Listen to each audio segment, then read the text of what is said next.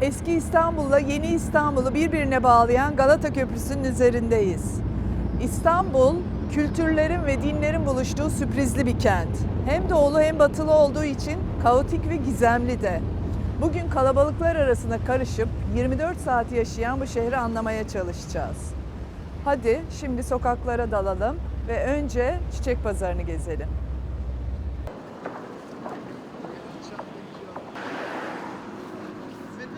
There have always been migrations here, and the people who come to this city become Istanbulites depending on how much they feel they belong here.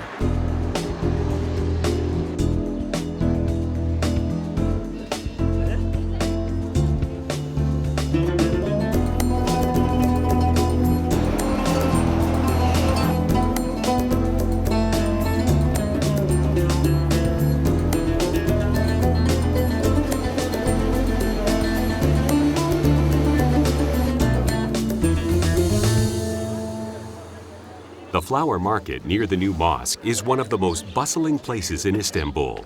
There's everything here: birds, cats, flowers. The merchants, most of whom have come from out of Istanbul and settled here, sell all kinds of seeds from around the world. From its back door, you can make your entrance into the Spice Bazaar, which is nearby. This bazaar is, in fact, a part of the new mosque, and like the new mosque, it was built at the behest of the Sultan's mother, Hatice Turhan Sultan, in the 17th century. At that time, it used to sell only spices and medicinal herbs that came from Egypt. However, today, you can find almost any kind of merchandise here, from jewelry to herbs and spices, carpets, and even towels. It is also one of the oldest covered bazaars. But be careful so you don't get lost, as the bazaar has exactly 6 doors.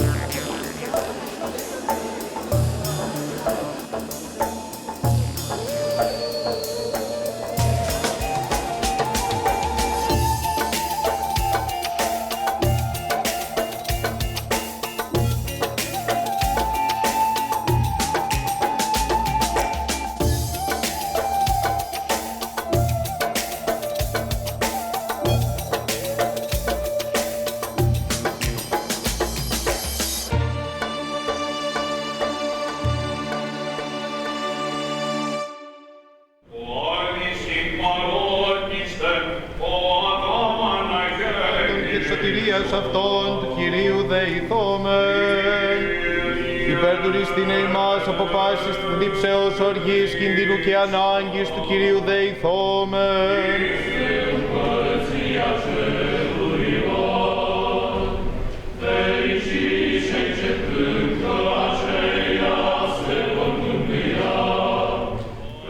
Saint Theodore was born in Yenikoi in 1774, which is one of the neighborhoods on the European shores of the Bosphorus. He died in Mytilene, and on February 20th, 2011, the holy relics of Saint Theodore were brought to the Panagia, or Virgin Mary, Greek church in Yenikoi, where he spent his childhood and got his first inspirations for his paintings. The saint is considered the patron saint of the people of Mytilene, foremost because of his delivery of the people from a great plague and for the many miracles. The metropolis of Mytilene attended the ceremony, and the Greeks living in Istanbul showed great interest in it.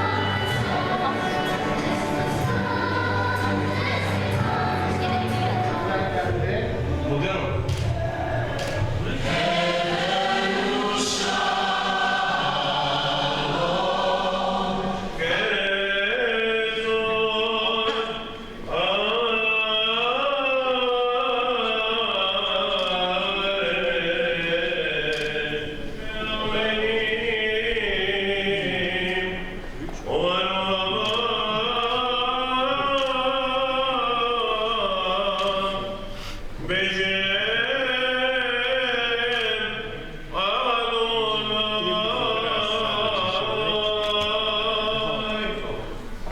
se eliana di malafa mi sekulato zetutoya genain rakoli salahinu demau yuti vashi udali sailis kom veta wali songo vekanira so menumat amen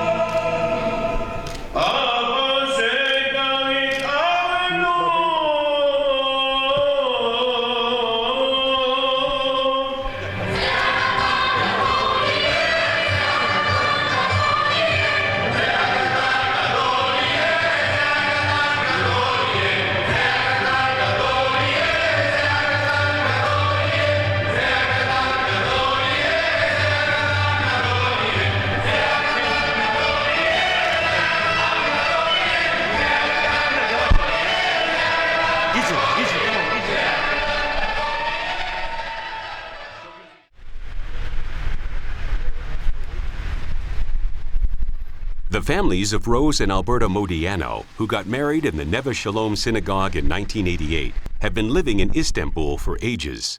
Alberto is a photograph artist and gives lectures on photography. He also has several books about the Princess Islands, Istanbul, and Turkey. Rose is a teacher of English at Yildiz Technical University, Faculty of Foreign Languages. I like visiting churches and türbes.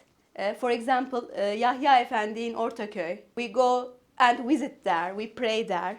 We also go in İstiklal Caddesi. Maybe not many people know this place. I think the most impressive church, Surp Agop, is the name of a saint, and his grave is in that church. Every Tuesday, people go there, people go to visit his grave.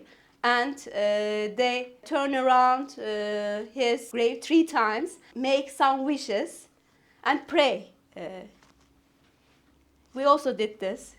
It was a nice experience. Istanbul is a very strange. You can't see things that you will see in Istanbul in another place in Europe or in other places.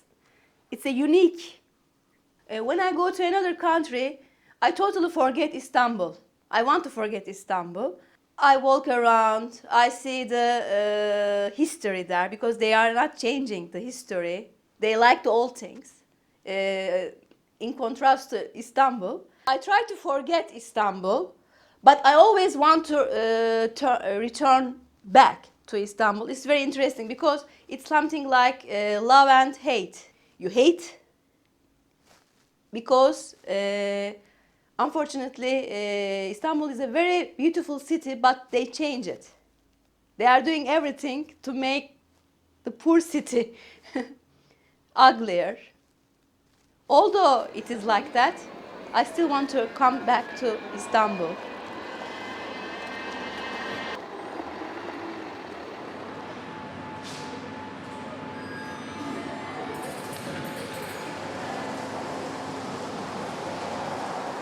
İstanbul maalesef her geçen gün betonlaşıyor biliyoruz. Ama işte 80'li yıllardan bu yana halen gittiğim, gördüğüm ve işte gezmekten keyif aldığım yerler var.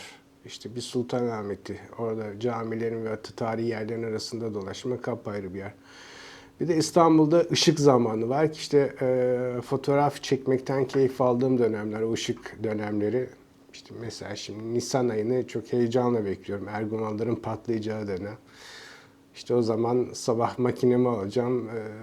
Bir boğaz vapuru, eski tabiriyle dilenci vapuru ile böyle bir uçtan bir uca Erguvanları çekip işte belki hemen ardından Büyükada'da yine mimozaların patlayacağı dönem.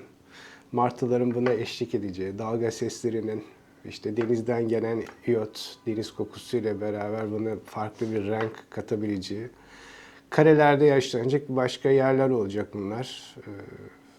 Ama İstanbul, gerçi artık kar yağmıyor ama kışıyla de, karıyla de, baharıyla çok güzel, çok farklı tabii ki. Dünyanın hiçbir yerinde olmayan bir coğrafya ve yaşam şekline sahip. İstanbul'u çok farklı, zengin dinlerin ve insanların olduğu bir şehir. Bundan dolayı belki hem fotoğrafik olarak hem de yaşam şekliyle insana cazip geliyor gibi düşünüyorum.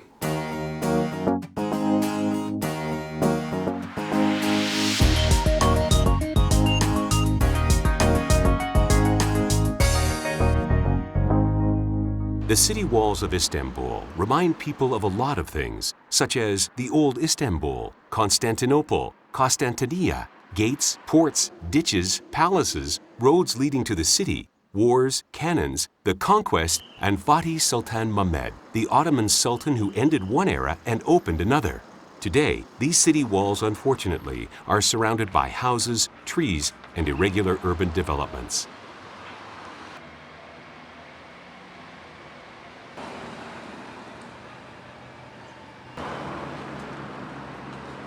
The Old Istanbul was enclosed by walls on the sides facing the Golden Horn, the Sea of Marmara, and on its inland side.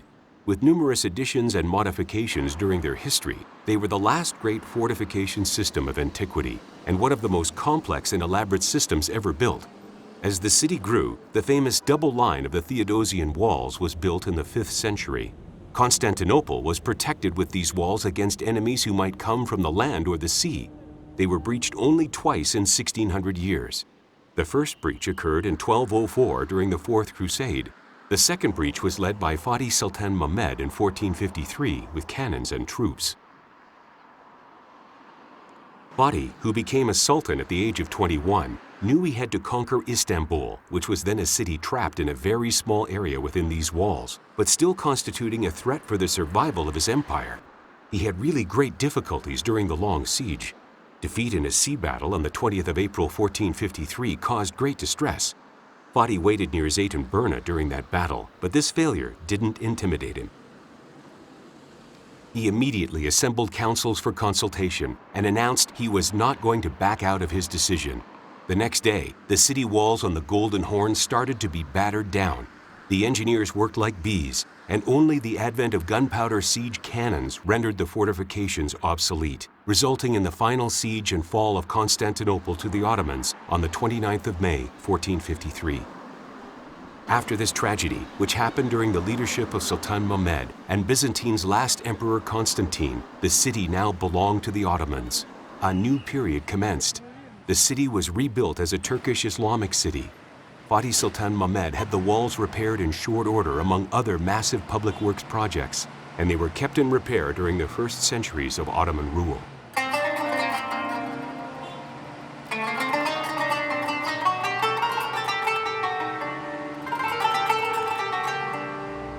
İstanbul'un surları yol yapımıyla hem deniz surları hem kara surları bambaşka bir çehreye büründü. Hatta 1950'lerden itibaren surların kıyısı bostan olarak bile kullanılmaya başlandı. Yani burada sebze, meyve yetiştiriyordu. İstanbul dışından gelmiş çoğu İstanbullu olmuş kişiler. Gördüğünüz gibi şimdi çiçek yetiştiren bile var. Arkada kendisi ekiyor çiçekleri ve burada satıyor.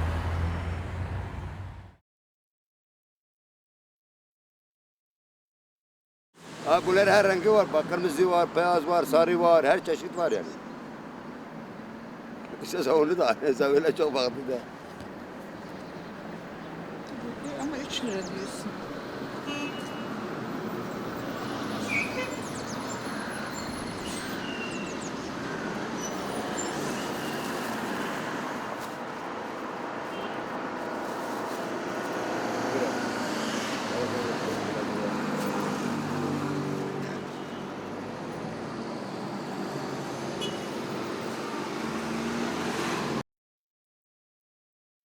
Keiko Nonaka is a writer who lived in Istanbul for 2 years and learnt Turkish by herself 25 years ago. She has written books about Istanbul, and she likes coming to this city frequently. The name of her last book is Constantinople and Istanbul, the City of Tolerance. İstanbul'u anlatırken genelde söylenen bir tarzı var. İstanbul, Asya'sı ile Avrupa'sı ile Doğu ile Batı'nın birleştiği ve karşılaştıkları bir yer diye söylenir. Fakat ben o şekilde anlatmaktansa daha çok Avrupa ve Asya ve Doğu ile Batı'nın bir olduğu şehirde olduğunu anlatmaya çalışıyorum. Bunu görmek için tabii sizin eski imparatorluk saraylarınızın olduğu, hakimiyetlerin olduğu yeri görmek tabii ki bu bile yeter. Hepsi aynı toprakta, aynı yer üzerinde farklı şeyler oluyor ve bunlar iç içe geçiyor ve eskiler yeniler tarafından içlerine alınıyor. Bu çok güzel bir şey. Yani burada ayırt etmek mümkün değildir. Bunu şimdiki hayatlarınızda da ben hala görüyorum. Ben şehri gezerken başta falan kullanmam, yürürüm. İşte karış karış sokakları bir yabancı olarak gezmenin çok büyük bir zevki oluyor. Ve hayal ediyorum. Mesela 1000 yıl önce, 500 sene önce, 300 sene önce burada kimler oluyordu, evet ne gibi kıyafetlerin dolaşıyorlardı. Tabii çeşitli insanlar olduğu için değişik şeyleri var. Ve ne gibi yapıları, işte evleri, suları hala ne gibi tarzda duruyorlardı. Bunları hayal ediyorum. Yani. Tıpkı da bir tarihsel dizinin içerisinde kendimi buluyor gibi hissediyorum. Yüreğim her zaman yarısı olarak buradadır. Hayal ediyorum ve belki de böyle uzaktan da özlemenin evet daha doğru gözü yaratabileceğini düşünüyorum.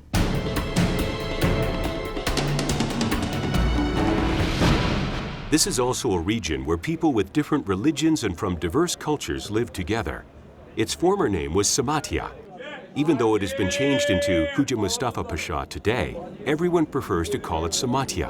The name Samatya comes from the Greek word samatya, meaning sand. In the past, when the road in front of it was not built yet, the region had been a sandy place inside the city walls. In the Byzantine period, very few Armenians lived in Istanbul. In the Ottoman period, a lot of Armenians came here from Bursa upon the wish of Fatih. Then Samatya became a district where the majority of settlers were Armenian. Sahakyan Nunyan Armenian High School has been educating students since the 18th century. Among the Armenian schools in Turkey, this is one of the best regarding the education given. There is a church called Sherp Kerork just next to the school. This is the first patriarchate of the Armenians in this city. In earlier times, this place was the Paraleptos Monastery belonging to the Orthodox community. Fatih Sultan Mehmed gave this church to the Armenians, and thus it became their first patriarchate. Its appearance today is what it became after the fire in 1870. Until the past century, people used to take off their shoes while entering the church and lay out a prayer rug on which they sat down to pray. The church was dedicated to Saint George, called Sherp Kerork by the Armenians, who was one of the important saints in Christianity. On its iron gate, there are scenes of Adam and Eve and Sherp Kerork killing the dragon. The patriarch chair in the church was brought here in 1993.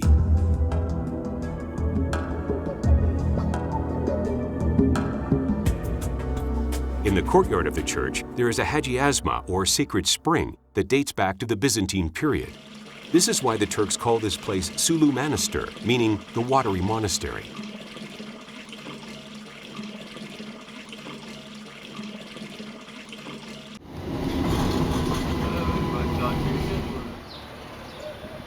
Şimdi eski İstanbul'un en büyük kilisesinin önündeyiz. Ayasofya bugün bir müze. Hadi içeri girelim.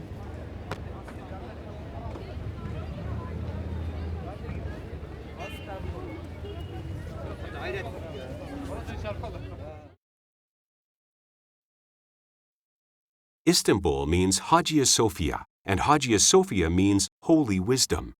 This is the place where lots of important ceremonies took place during Roman and Byzantine times, before Fatih conquered Istanbul. The emperors were crowned here, victories were celebrated here, and criminals took refuge in here. The church we see today was inaugurated by the Eastern Roman Emperor Justinian in 537 AD. Hagia Sophia has been renovated many times throughout the period of both Byzantine and Ottoman empires and later in history. For 57 years during the Latin occupation between 1204 and 1261, the church was looted like everywhere else in the city. The Venetians took control of Hagia Sophia. After the invasion, this church and the whole city became too poor to be compared to its former state. This is a huge place that fascinates every visitor. Hagia Sophia has been restored many times. Its dome especially has been a problem all through its history. The last and biggest renovation during the Ottoman Empire was carried out by the Italian architect brothers Fatih. When Fatih Sultan Mehmed conquered Istanbul, he performed his first salat or ritual prayer here because this is the requirement of the Islamic Holy War. According to the Islamic rules, the first Friday prayer, Salat ul-Jama'ah, is performed in the biggest house of worship within the conquered city, and prayers are said for God's help and support.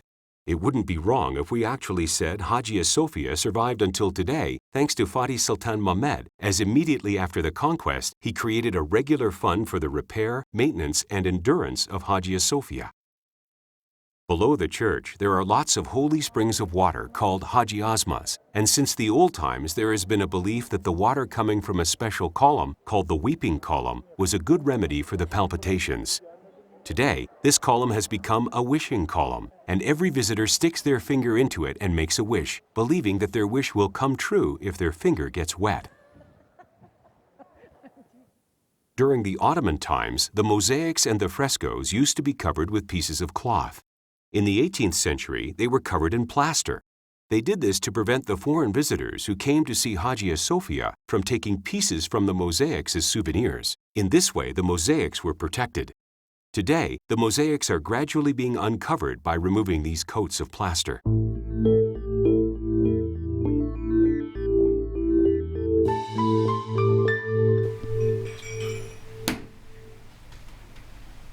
Mihail Vasiliadis is an Istanbulite who started work as a journalist when he was at school. Then he had to immigrate to Athens, where he lived for 25 years. Except for those years, he has spent his whole life in the city where he was born. Now he is the editor-in-chief of the newspaper Appoyev-Matini. Appoyev-Matini has been in print continuously since 1925 and means afternoon. Appoyev-Matini has been prepared for print in Syria Passagia since 1925. For the past 10 years, Vasiliadis has been preparing the newspaper's digital copy at home.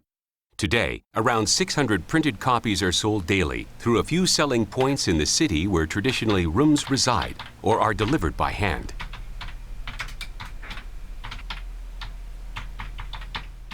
Evet, İstanbul'u dinleyebilirsiniz gözünüz kapalı ama gözünüz açıkken de İstanbul sizin içinize doluyor zaten. Dolayısıyla İstanbul'dan uzakta olduğunuz zaman gözünüzü kapayıp İstanbul'u canlandırabiliyorsunuz. Nesini? Yani günlerce İstanbul'u düşünseniz aynı şeyi 2 kere düşünmenize gerek kalmıyor. Sizi etkileyecek o kadar çok şey var ki. Hani havasını mı? Kavgasını mı? Gürültüsünü mü? Pazarını mı? Rahatını mı? Yollarını mı? Çamurunu mu? Her tarafını. Hepsinin güzel tarafı var, güzelliği var. Dolayısıyla İstanbul büyük bir esin kaynağı. İstanbullu olanın da zaten neden İstanbulludur? Çünkü yapacağı her şeyde esin kaynağı İstanbul'dan kaynaklanıyor. Mesela ben ressam olsam İstanbul'u çizerim. Müzisyen olsam, müzik yapsam, işte o adalarda rüzgar çam ağaçlarının arasından geçerken, o zamanlar vardı çamlar, şimdi yandı gitti, kül oldu maalesef ama özellikle Burgaz Adası.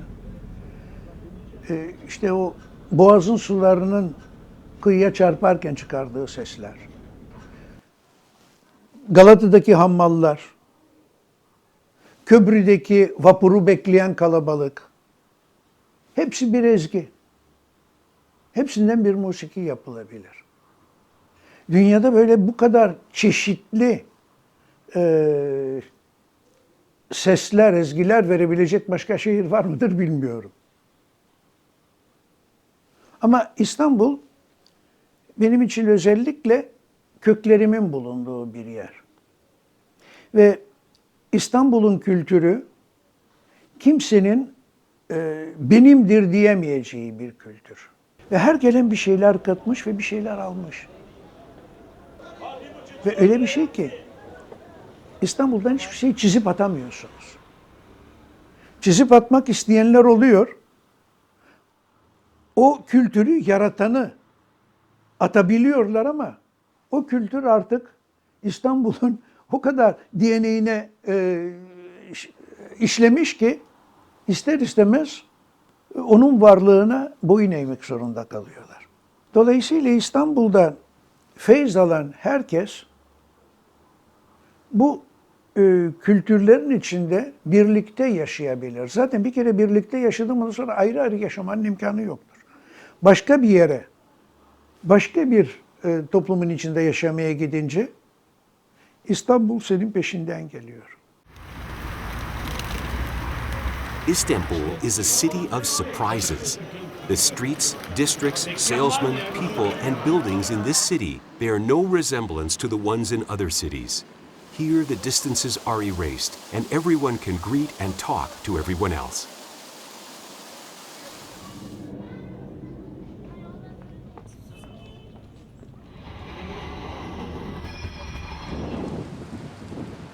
Istafanos, once known as St. Stephanos, is a seaside resort outside the city walls of Istanbul. It has been popular since the Byzantine and Ottoman periods. During the Fourth Crusade, the Latin Navy forces anchored offshore Yashiko, where they disembarked. One of the first lighthouses of Istanbul is also here. This lighthouse, built by the French engineers at Sultan Abdülmecid's request, dates back to the 19th century. It guides the ships which enter the Bosphorus from the Sea of Marmara.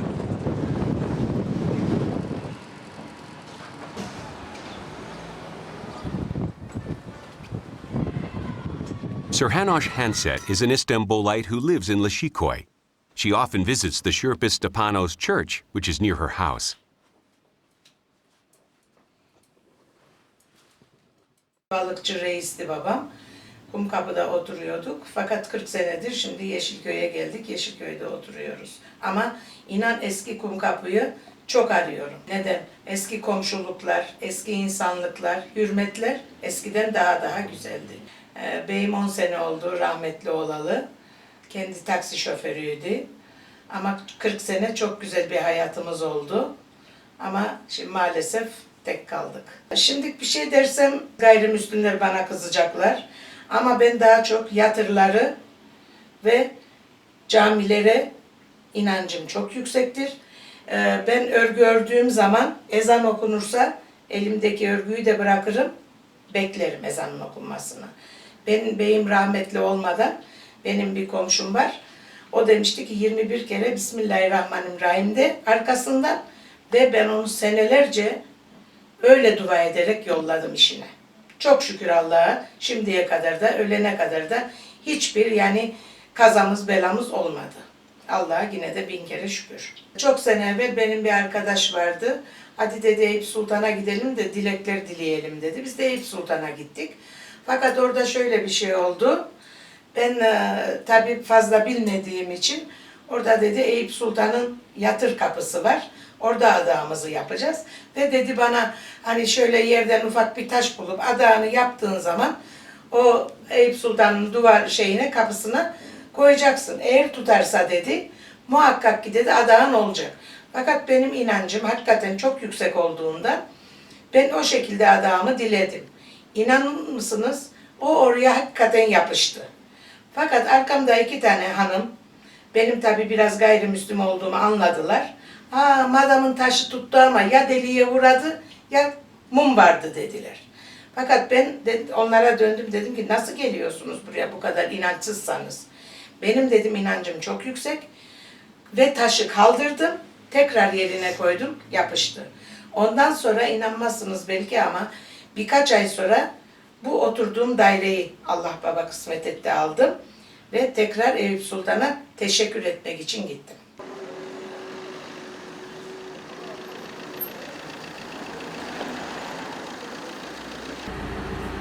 Merhaba. Merhaba efendim, iyi günler. İyi günler. Yeni Kapı'ya gitmek istiyorum ben. Yeni Kapı'nın neresine efendim? Yeni Kapı kazı alanına lütfen. Tamam efendim. Biliyor musunuz Yeni Kapı kazı alanını? Evet, biliyorum efendim. Peki orada neler olduğunu biliyor musunuz? Hayır Yeni efendim, Kapı'da? bilmiyorum. Bilmiyorsunuz. Bilmiyorum. Böyle orada çok güzel gemiler buldular, Bizans gemileri. En eski İstanbulluları buldular. İstanbul'un tarihinin 8500 yıl önceye gittiğini buldular. Bir köy buldular orada. Sahilde mi efendim? Yeni Kapı'nın sahili. Yeni Kapı Marmaray metro çalışmalarının olduğu alanda. Tarihi bir şeyler. Evet. Siz İstanbullu musunuz? Ben Kastamonluyum aslında. Kastamonu. Ama 69'dan beri İstanbul'dayım. 69. Evet. İlk gelenlerden herhalde Vallahi İstanbul'a. 69'da geldim. İşte köyle hiç şeyim yok, bağlantım yok. Burada yaşıyoruz. Gitmiyor musunuz? Yazları her yaz giderim 15 gün. Evet, yazları giderim. Kastamonu çok güzel bir yer. Evet, evet, çok güzel. Doğası, ormanı, yeşilliği çok güzel.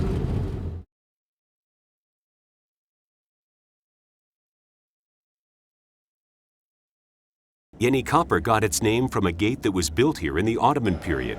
If it weren't for the work being done on the Marmaray Tunnel project and the new metro line, which are the projects that will solve the traffic problem of Istanbul, there wouldn't be any excavations here. The excavations undertaken by the Istanbul Archaeological Museums have been continuing since 2004, and more than 500 people are working here. It is not very easy to understand what is going on here when you look at the site. These wooden pieces are the remains of several piers. Here, the harbor of Theodosus, which was known from the books only, was unearthed along with the remnants of 35 shipwrecks. This harbor could be the largest one of the ancient world. After the 13th century, the harbor was filled with alluvium carried by the river that flowed into the sea from here.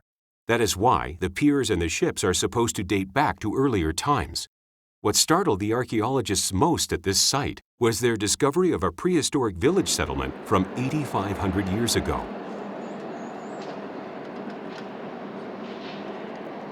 Despite her busy daily schedule, the director of the Istanbul Archaeological Museums, Zeynep Kelzutan, visits the excavation site in Yeni Kapı every day. She supervises the work that is being done there. She is greatly excited about this, as is everyone who wants to witness the history of Istanbul.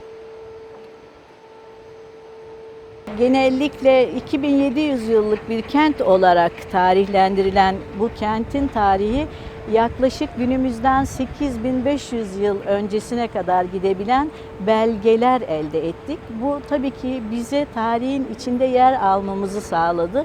Buraya katkı vermemizi sağladı. Dolayısıyla bizi çok müthiş onurlandırıyor, gururlandırıyor. The ships found here are considered to date back to the times between the 5th and the 11th century AD. These 35 ships have the necessary characteristic features that can tell all the changes and developments Byzantine ship construction technology underwent. The most significant group comprises the galleys that were used by the Byzantine Navy. This is the first time and place this kind of galley has been unearthed. These sea vessels, propelled by oars, were long and narrow, hence light and fast. They were used in the Navy, but they also proved to be useful for spying purposes. Apart from these, they have found small boats that were engaged in coastal shipping and brought commercial goods to Constantinople from around the Marmara Sea.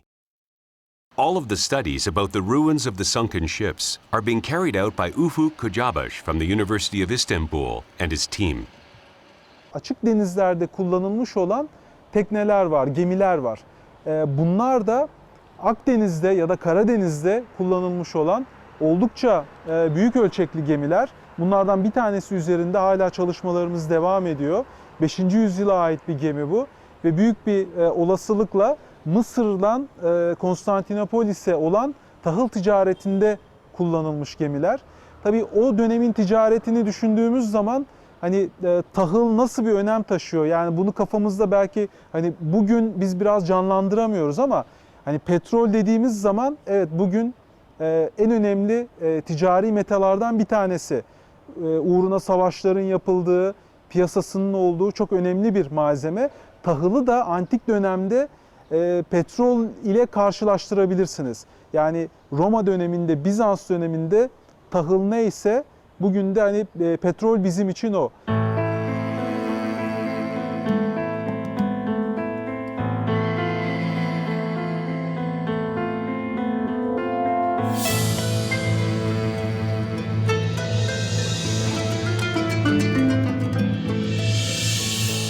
Bunlar bu kent limanının ticari ilişkilerini, diğer limanlarla olan ilişkilerini gündeme getirdi ve çok büyük katkı sağladı. Özellikle gemi teknolojileri açısından elde edilen buluntular bilim dünyası için önemli sonuçlar doğurdu. Yine çok önemli bir sonucu da Neolitik tabakaya ulaşmış olmamız ki bu da liman dolgusu tabanı altında -6 metre kotlarında bir Neolitik tabaka gün ışığına çıkartıldı. Mimarisiyle, küçük buluntularıyla ve de mezarlık alanlarıyla beraber bu da bu kent için çok önemli sonuçlardı. These ships, which carried grain, wine, and food, were well preserved. It was as if they had been kept in a time capsule because they had sunk deep enough to be covered in silt, which protected them. Judging by the food remains found on the boats and at the excavation site, it looks as if the Byzantine Empire had an economy based on sea trade and agriculture. The botanical findings indicate they loved and consumed a lot of figs, grapes, melons, cherries, and sour cherries. These ships are going to be exhibited in a museum after their restoration.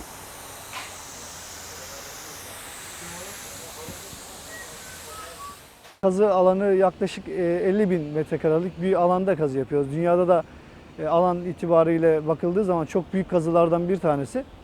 Ve dönemsel olarak bakıldığı ise çok geniş bir yelpazeye sahip bir bilgiler elde ettik. Şöyle ki bir kazı alanında hem Neolitik alanı kazabiliyorsunuz, hem Neolitik'i görebiliyorsunuz, hem demir çağını görebiliyorsunuz. Klasik dönemleri görebiliyorsunuz ve çok yoğun şekilde Bizans görebiliyorsunuz. Bu kadar geniş yelpazedeki bir dönemsel verilere ulaşmak gerçekten çok önemli. O yüzden burada çalışmanı çok büyük bir şans olarak görüyorum.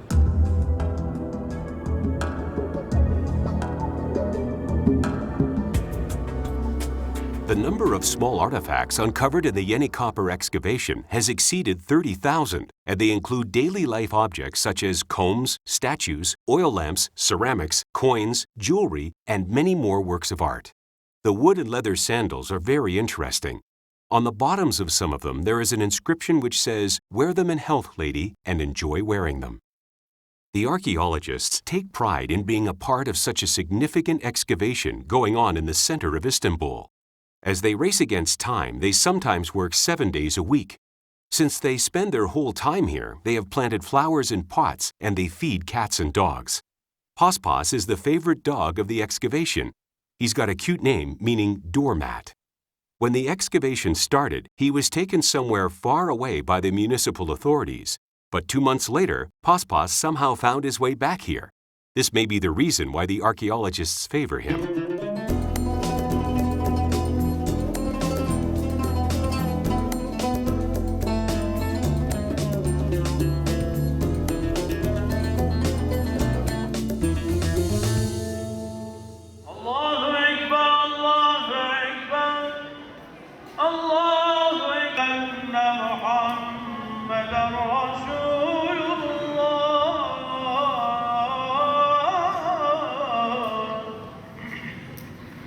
We are in the resting place of Istanbul's spiritual protector, Eyüp Sultan. Hundreds of people come here every day making wishes. They visit Eyüp Sultan for celebrations such as marriage and circumcision. The district of Eyüp was the first place where Muslims settled after the conquest of Istanbul. This place was named after Abu Ayyub al-Ansari, who was the standard bearer of the Islamic prophet Muhammad. He died in Istanbul during the Arab Umayyad siege in the 7th century. The story of how this place was turned into such a sacred locality is as follows. During the long siege of Istanbul before its conquest, the Genoese and Venetian ships came to the Golden Horn to help the Byzantine Empire. The Ottoman soldiers fell completely in despair, and the ones who wanted to stop the siege and withdraw increased.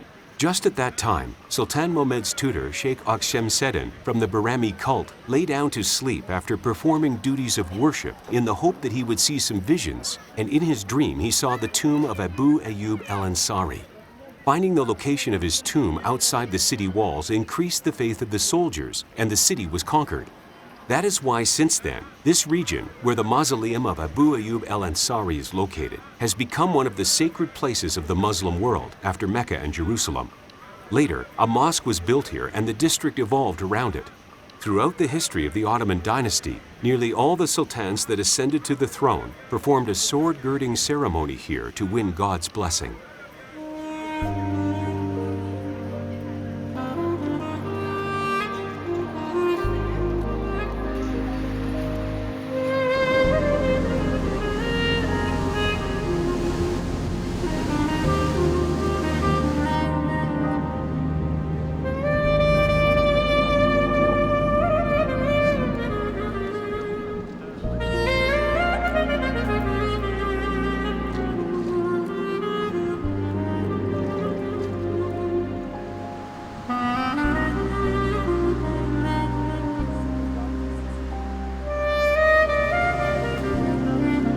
The Jewish community has been living in Balat for hundreds of years, but today there are only 20 families left.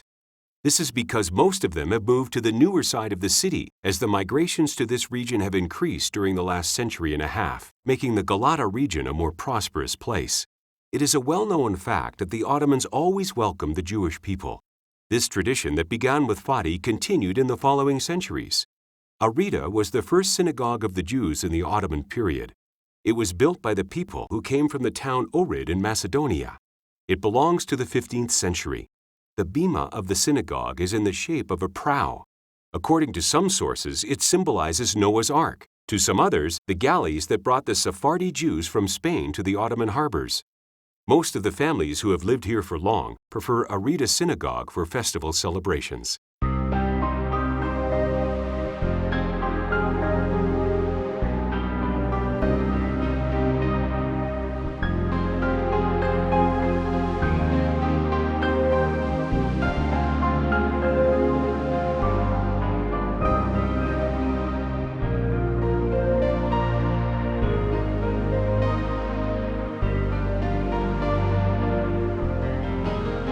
This is the Fatih Mosque, or the Conqueror's Mosque.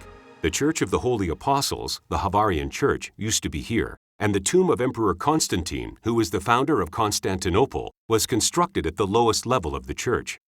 This was the second most important sacred place of worship of the Byzantine after Hagia Sophia. Constantine died in his villa near Izmit, just as he was going to a new war. In compliance with his will, he was buried here.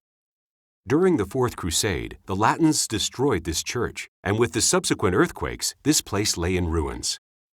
While Fatih was trying to revive the trade after the conquest, he had public houses and new ports built. In order to make the city a center of education and art, he also had madrasas or schools built in the region. Eminent scholars and intellectuals moved into this place. The mosque dates back to the 18th century. It was rebuilt after having collapsed in the major earthquake. The mausoleum of Fatih is in this mosque. Fatih, who ran the Ottoman Empire for 31 years, enacted a lot of new laws, spoke several languages, and wrote poems, passed away on May 3, 1481. His dead body was mummified by a palace guard and entombed in this mausoleum.